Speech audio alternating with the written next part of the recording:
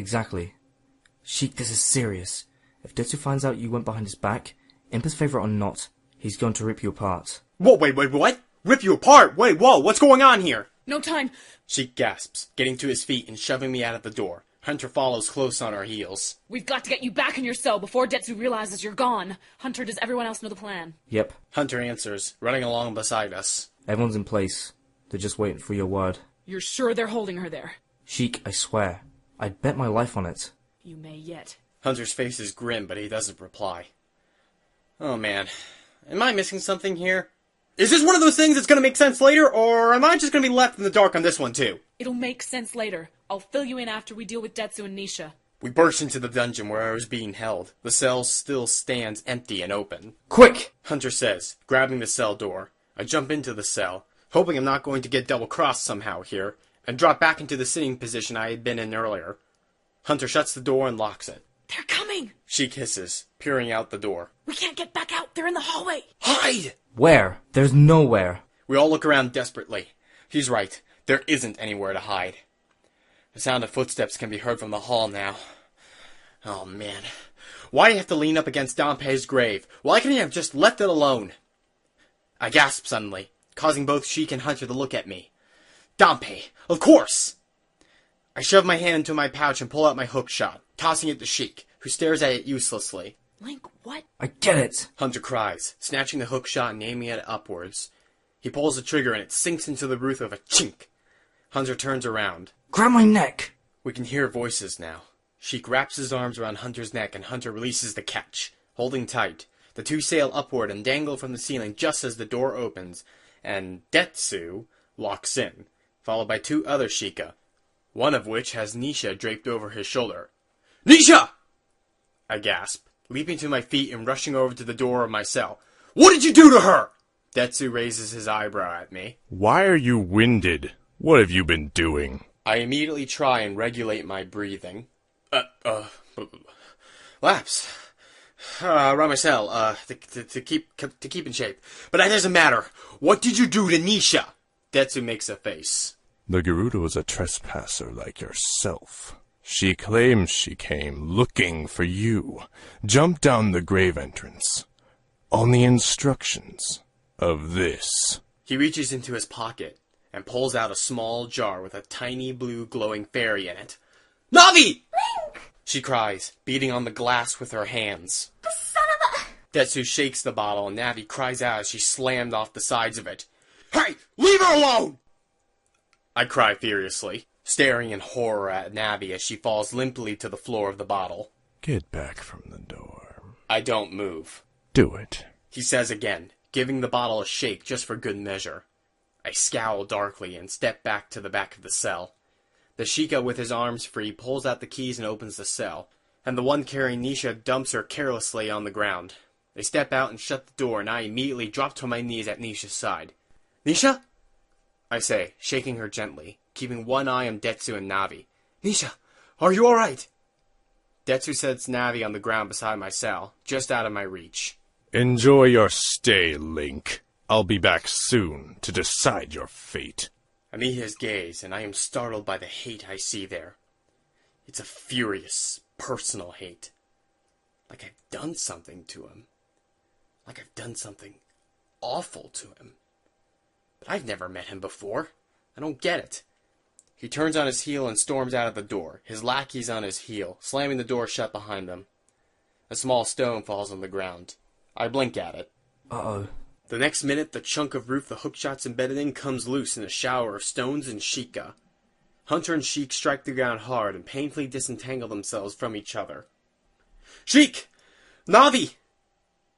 He understands instantly and rushes over to the bottle as Hunter unlocks the door to my cell. He walks in and reaches into the pouch at his waist, pulling out a small bottle with a glowing pink fairy spirit in it. He leans down and opens it near Neesha. The pink light comes out and swirls around Neesha before disappearing with a faint giggle. Neesha groans and her eyes flutter open. She rolls over and squints at me. Link? She asks, then gasps and jumps to her feet. Oh no! Where's Navi? Right here. Shiek says, holding out his hands. I reach out and gently take Navi from him, setting her in the palm of my left hand and poking her with a finger. Hey, Navi? You alive? She groans and sits up in my hand, making a vain attempt to get her hair out of her eyes. No, I'm ache all over. I pull my hat off and set her on my head. You'll be fine in a while. Fairies heal fast, remember? I pull my hat back on. Where are we? Come on. We'll explain everything. Hunter peers out the door carefully, then nods. Coast is clear. We head out the door at a brisk jog, and Shiek starts talking. Detsu's a double agent. Has been ever since before you changed history. Ganondorf got his claws into him over 20 years ago. Wait, that's his what? Wait a minute. So, why is he still breathing? If you freak out this much over an innocent trespasser, oh boy, I'd love to see how you deal with a traitor. Because we couldn't prove it until after you'd been sealed away in the Sacred Realm, and he was dealt with accordingly. Nothing but death is harsh enough for a traitor. But the problem is, when you changed history... Detsu came back. Shiek nods. Exactly. Impa didn't want to move against him. She wouldn't accept the idea that a Shiekah could actually betray us without Ganondorf's influence. But Detsu's been rotten since before any of us were born. He was in league with Ganondorf during the Great War. I know he was. We just can't prove it. He covered his tracks too well. There was one man, Braden, who might have been able to do it. He and his family disappeared under mysterious circumstances. I bet you any amount of money Detsu killed them all. We can't prove that either. Sounds like you're making a lot of assumptions without proof. We don't have proof, but what we have are not assumptions. Okay, so what does Impa have to do with any of this? Well, not only is Impa a sage, but she's also leader of the Shiekah, at least until she disappeared. You get 3 guesses as to who took over for her after she disappeared. I'm gonna use all 3 and say Detsu. Hey, wait. You know about the sages? Sure, everyone does. Shiekah don't keep secrets. I choke. From each other.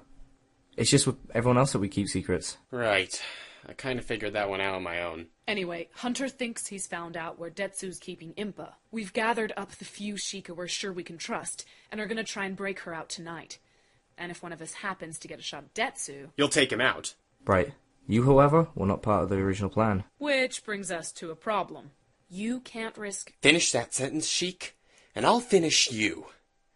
I am not a pawn in some game of chess, and if you keep trying to shove me back into the box, I'm going to dismantle you. Piece by secretive piece. I can't give you permission to fight with us. I'm not, nor have I ever, needed anyone's permission to do anything. Least of all yours. Well, I for one would be glad to have the hero of time on our side. Even if he does dress funny. This is coming from the guy wearing a blue and white bodysuit? Hardy ha ha. This guy's a real riot, Shiek. Where'd you dig him up anyway? He just kind of fell out of the sky. Shiek says, shooting me a grin. Hey, I thought Shiekah weren't supposed to smile, ever. That's when we're up in the real world. Down here we can be ourselves. You mean Shiekah have personalities? That's amazing! Hey, Neesha, do Gerudos have personalities too? Or are you guys just always your usual single-minded selves? I think if she had something handy, she'd throw it at me. Too bad we're running too fast for that. Hey, wait a minute. What is that I'm hearing? What's that? We all skid to a stop and listen. It sounds like screaming. And metal on metal. Someone's fighting.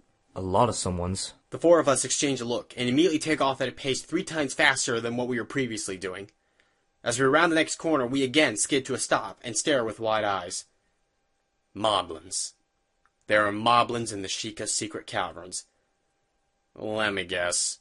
Those Shiekah fighting down there are the ones loyal to you? And those moblins down there are the ones loyal to me. Hisses a voice from behind us.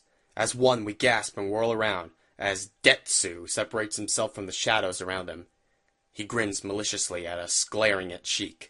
Oh, come on. He says at the stunned looks on our faces. You didn't actually think your pathetic little plan would work, did you? Honestly, the things children think... Where's Impa? Shiek demands furiously, clutching his saber in a white-knuckled grip. Gone. Awaiting my master's return, along with that other irritating Gerudo woman, the Sage of Spirit. What have you done with Naburu? Neesha cries, shifting her stance ever so subtly.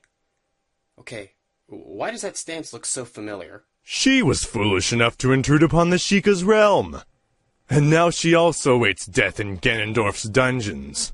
That's an attack stance. Neesha screams a battle cry and throws herself at Detsu. Sword extended. Detsu has his sword out in a flash, but not fast enough to completely avoid Nisha's attack. Her blade slides across his arm. He glares at her, surprised by the suddenness and ferocity of her attack. But it doesn't faze him any further than that. He blocks her sword twice with his. She raises her sword to attack again, but he slams her foot into her stomach, and she stumbles back against the wall. He follows up by driving her sword through her stomach. Her eyes go wide.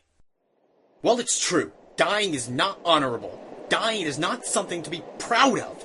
And honor and pride aren't worth dying for. Then what is? Demands a sharp voice to my left. I turn and meet Nisha's gaze evenly. Life is. Life is worth dying for. Whether it be yours or someone else's, life is the only thing worth dying for. A haze of red suddenly clouds my vision. She can't be dead. She just can't be. The Master Sword sings as I rip it out of its sheath and leap at Detsu. He smirks at me, confident in his ability to do to me what he did to Neesha. But I'm no little Gerudo girl. For this single, solitary moment, I am the hero of time. The Master Sword flashes through the blue light and slices through his blade like a Zora through water. I don't stop, following up my attack and taking advantage of his surprise by driving my sword through his arm, the same one that Neesha hit. He cries out and throws himself backwards, dislodging my blade and clutching his arm. The knowledge, the power I felt a moment ago fades. The Master Sword grows dim. But the rage remains. This isn't over, children. Detsu snarls, running towards the battle. I start after him, but Shiek catches my arm. Link, don't! I pull out of his grip and ignore him, keeping Detsu in my sight. He's headed for a fork in the caverns. He runs down the right passage, and I follow him. Link! You can't go in! My hat and Navi inside fly off my head for no apparent reason, as though coming up against some unseen barrier, but I pass right through it. Hunter's voice dies off and he doesn't finish his sentence. If I stop now, I'll lose Detsu. And I can't afford that. Not now. So I go, alone, into the darkness.